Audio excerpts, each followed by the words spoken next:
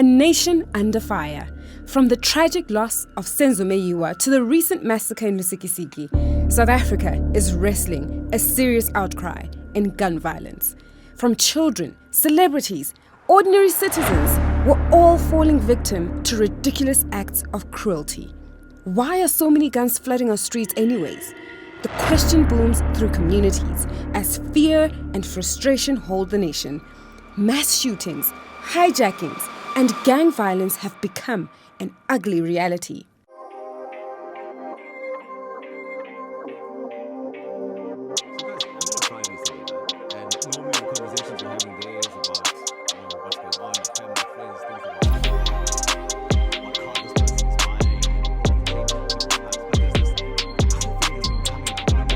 So guys, I'm at a Pride recently, right? And normally the conversations you're having there is about, what's going on, your family, friends, things that are happening, what car this person is buying, and all of the changes in people's lives. But there's this other thing that's been coming up. I don't know if it's been happening in your circles, right?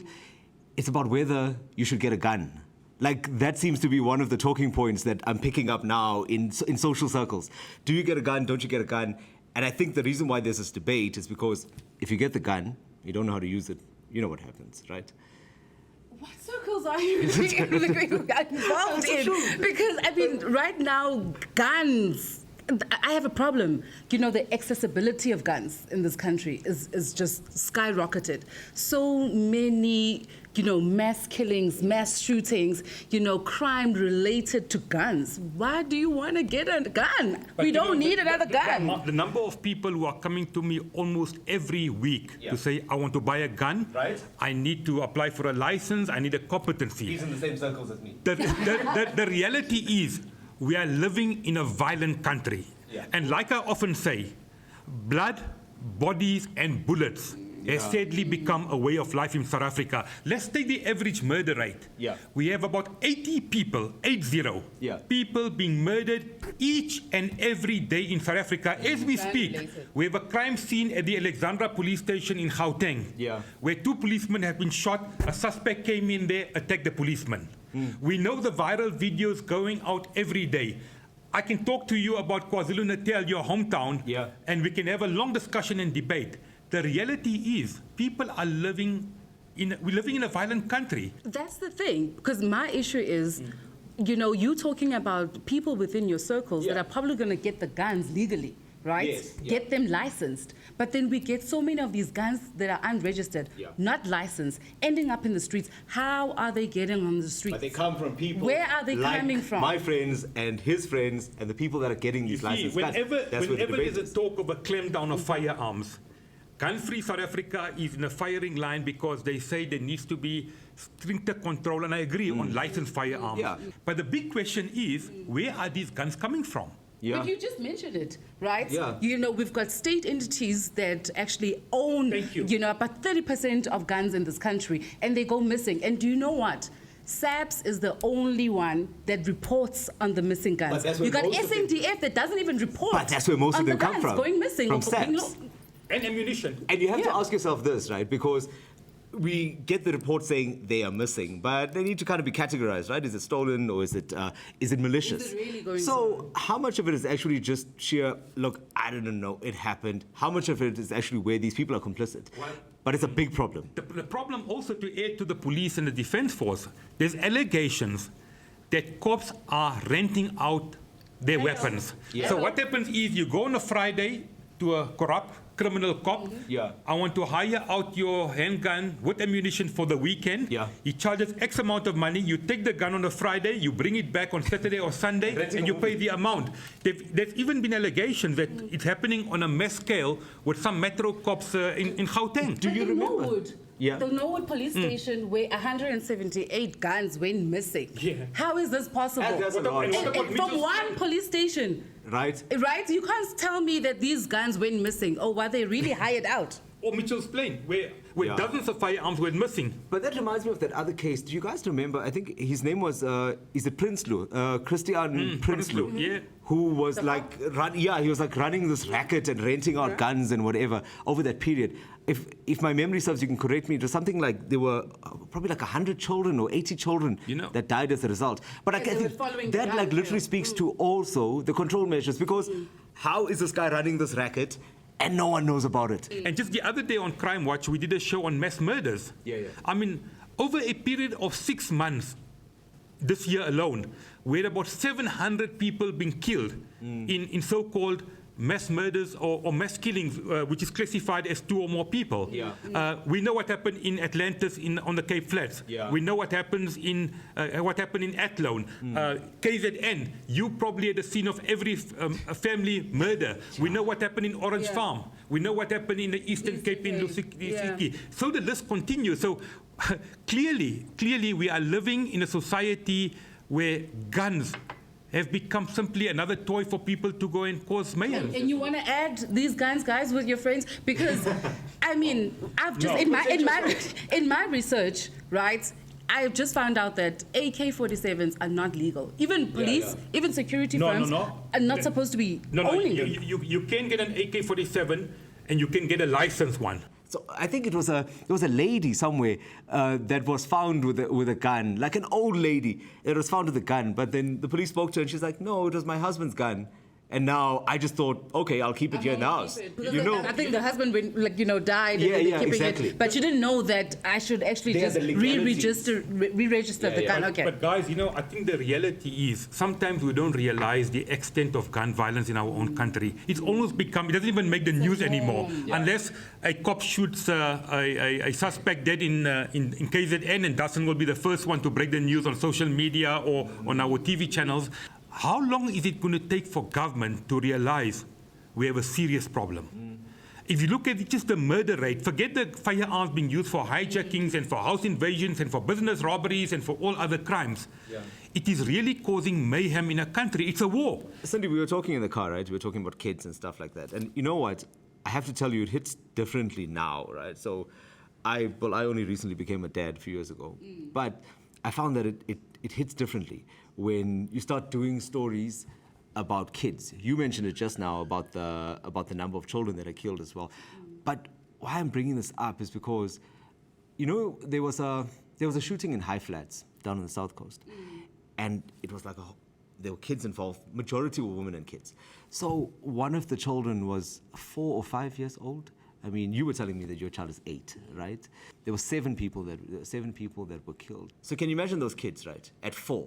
And some people barge into the house. When children are children, sometimes they even think bad people are like friends. They might even wave and greet. So I started thinking about all of these things. Like, what were they thinking? Because the monster or the bad man is not that one that's looking scary. No. It's your uncle from next door. Exactly. Someone will just come in. And you just kind of touch a nerve. Recently, earlier on this year with what happened in Soshanguve, the young, 5-6-year-old, that was shot outside, the family house. I mean, such cases when you now have to speak to parents who've... Like gun violence is a lot. It's a lot. Every day we struggle and we deal with cases and people. And these are not just, case studies. These are not just people from the news. No. This is a family. This is a mother. It's a father. This is an uncle, and on a day-to-day basis, I have to speak to them.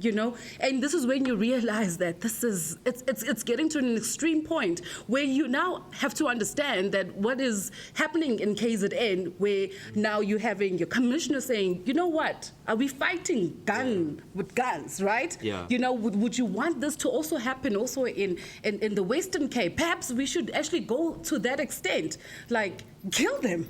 I have to ask you this. And Cindy, you make a very valid point, and I know the emotions and the anger that people are going through. Imagine a family being massacred, and that is why many South Africans are now wanting to apply for a firearm, because the reality is these damn criminals are all armed. Yeah. They come armed. As who are we as ordinary citizens to say we give up? We are living in the Wild West. And I'll give you a typical example. Friday morning, 10 years ago, we're sitting at home on a Friday morning, and 2 armed guys come in there and hold us at gunpoint. And we fired back. Luckily, the 2 suspects were arrested, the guns were seized. 10 years later, these 2 suspects are still on trial in the Pretoria Regional Court. Both suspects were given bail only to come out and commit more crime and go out, and the 1 suspect is back in prison for 2 murders. It shows you that aside from the fact that we have an illegal firearm problem, our criminal justice system is in a mess. And that is why there's an... Bail. You know, you struck a nerve with me now, this issue of bail. I remember going to a shooting where some suspects had shot an NIU member. And one of the guys that had committed the shooting, at the time we were told, apparently he had been in and out of court. There was something like 22 times that he had been caught. Funny enough, I actually interviewed a criminal. And as you mentioned this, you know, we're living in high walls. We're living in like barbed wire fences, you name it, the security is endless. And what he said to me is that the higher the wall is, the more likelihood there's gold behind the wall. Of course. There's a gun behind that wall. You know, the more you're driving around with your windows, closed up, he's thinking. That's exactly what he said. What is it that you are protecting? So it's like, what do I do? Do I now just have like a fence? You know, so just to prove that I don't want you to come to my house, or do I have to have a high wall? That is why it's important. It's important that when you use a firearm, do it within the framework of the law. The Criminal Procedure Act is very clear. Yeah. So we know the famous rugby player, I think it was in Mpumalanga some years ago, he thought it was a burglar, he shot his son dead. I remember, And I think he went to jail for a few years. You know, you're touching on with a different crime, and how is it this is affecting the community? And we've touched on how it affects our lives. But now, guys, let's talk about the guns in schools. Another major problem, gosh. Like, guns in school. I understand that it's like which one came first, the egg or the chicken. But now we are talking about schools. But then you know what happens? The violence that's escalating outside in the community. What's going to happen? It's going to come back within the school. You know what? There was a period where certain places were. I'm not saying that criminals had any respect. I don't think they ever did. But it was almost like if you sent your kid to school... Church and school, right? Church and school, right? Or any place of worship, for that matter, was like, it's okay. But here's the scary bit. Now, when your child... You've dropped your child off, right? And there you are going about your business. You thinking they're having a great day. For all you know, there could be a shootout that's taking place right there. And the frustration is that we've gotten to a point where, even as the media to a certain extent, we've normalized shootings. People living with gunshots going off, and you think, but it's because it's that area. It's important that we confront the brutal facts. We are living not only in a violent society right here in our communities, but you make a very important point, Cindy. The levels of school violence is out of control. How many people have been killed, suspects have been killed in KZN this year? That's over 120? I think, in the past financial year, it's over 100 or something like that. We are all so tired. We are so tired that when you mentioned the tweet, I mean, we're joking about it now.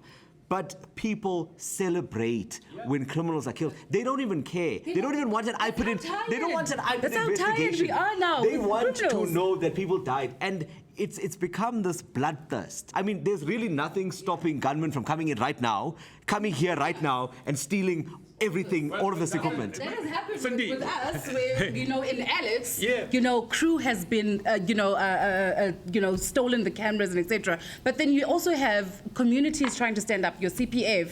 I remember years ago, I was coming from the University of Johannesburg. At the traffic light near Auckland Park, there was a gunman in front of me trying to hijack the suspects, the victims, right? With instinct, they always say, don't get involved. But being a crime fighter, I made it my duty to follow them.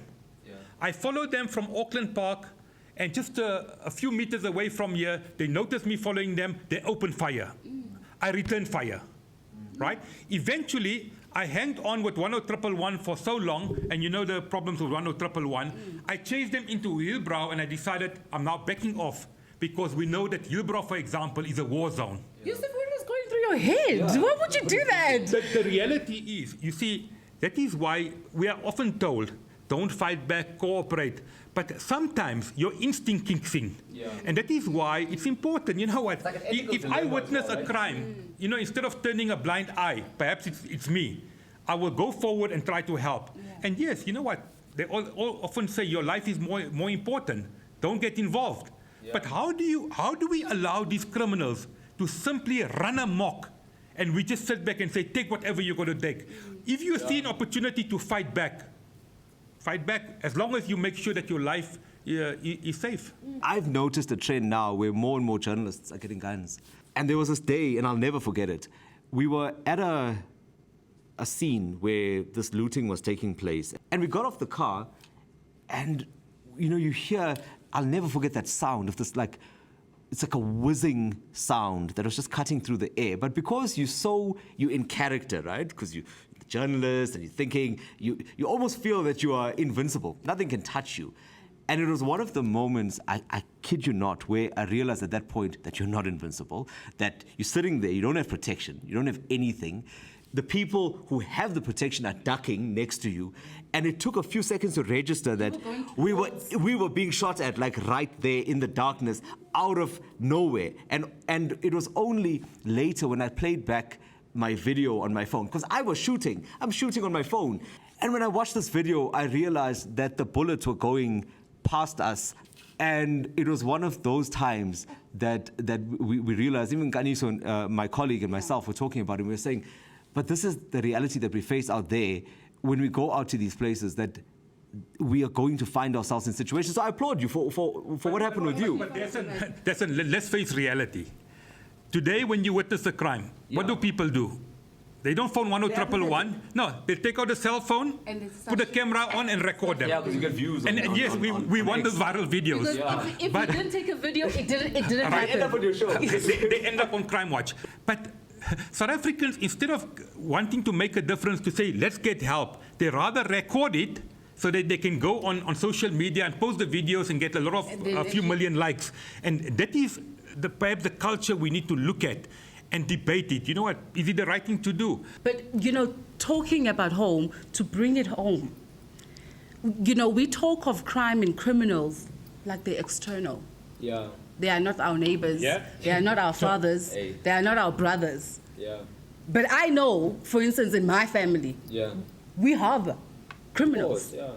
We have that cousin that we will not want to be arrested. But I want everyone else to be arrested. That one is different, right? That one in your family is different. My own family member. I think sometimes, you know, we need to look internally, you know, because we know people who are actually doing crime in our own families, but you know. And when it comes to crime, that is my reality, and that is the closest to home that it is for me, that it is out there, but it's also internally. It's hard to have this conversation without getting angry, right?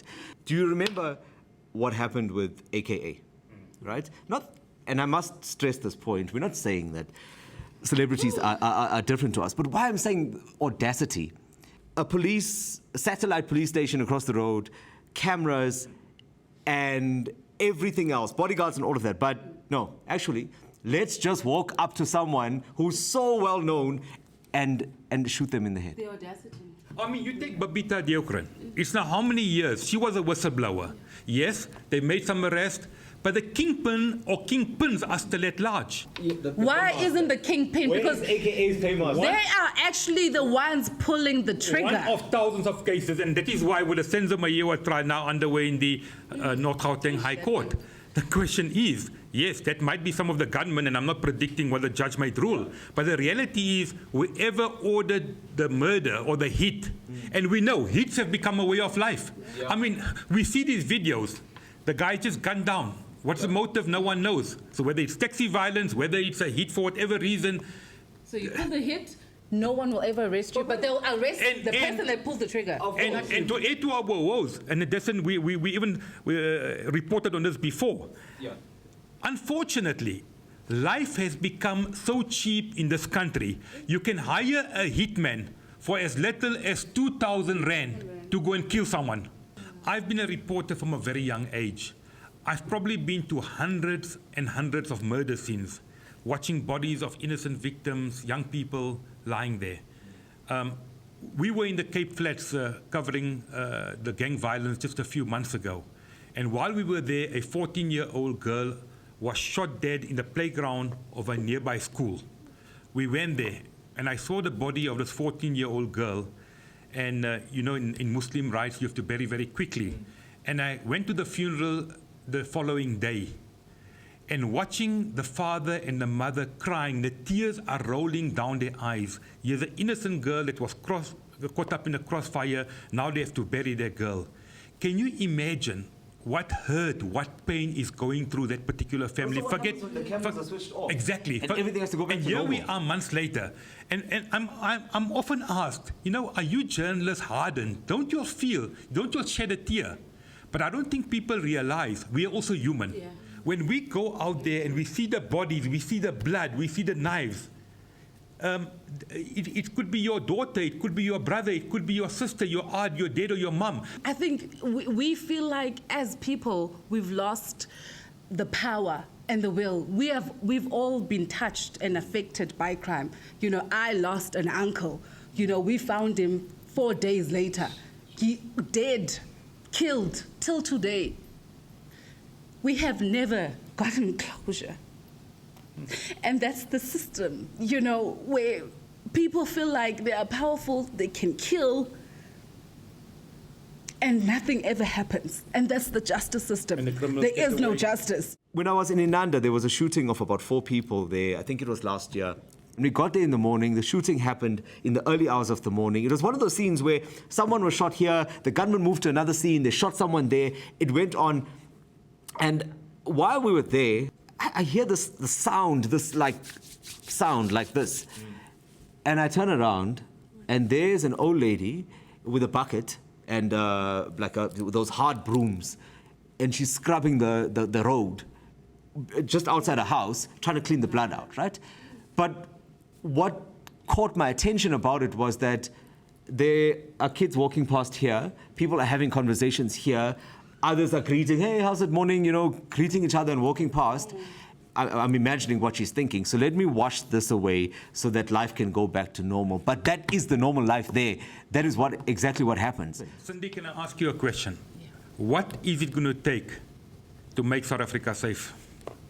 Surveillance. We see a lot of surveillance, meaning you know now that CBD, Johannesburg, Hillbrow, there's certain areas that are no-go areas. There's certain areas in Kwamashu and, you know, Mlazi. Why don't you harden it up there? But we see a lot of patrolling happening in suburban areas. Are you talking of technology? Yes, I mean, we are now living in that era, right? You know, and so meaning we are able to actually use AI, you know, as an advantage, you know, to use that to catch these criminals. Perhaps intelligence. I think that's what the word, you know. Yeah. It use intelligence if the general doesn't before the crime actually happens. Why do we have to wait until it happens, then investigate, then not catch them, let them go, and then it's a whole cycle? There are those realities that exist within, and I don't know whether it's being pessimistic. I don't even know if in this lifetime there is going to be, if we're going to win that war that you keep talking about, Yusuf, are we going to win that war in this lifetime? No. The place that we find ourselves in now is that I'm saying that we can do what we can, but a crime-free South Africa is not a reality for us or this generation or the next. I think we've really said a mouthful. We've all been touched. It's personal for each and every one of us. I mean, going out on the field, I mean, you come in as it happens. I mean, I come in months later when people are still trying to find justice. You know, you try, and people come to you seeking assistance and help. And I'm just hoping from this discussion, something actually happens. Something's got to give. We need action. So